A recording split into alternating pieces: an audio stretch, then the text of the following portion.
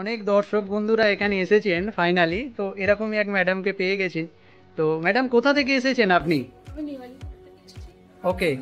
YouTube থেকেই দেখে এসেছি। তো যেটা ভেবে এসেছিলাম তার থেকে অনেক বেশি খুশি হয়ে গেলাম। Thank you. আর এখানে দাদার ব্যবহার, সবার ব্যবহার খুব ভালো। আর যেই দামটা ভেবে আমরা এসেছি আরো অনেকটা ডিসকাউন্টে পেয়ে গেছি, খুব খুশি।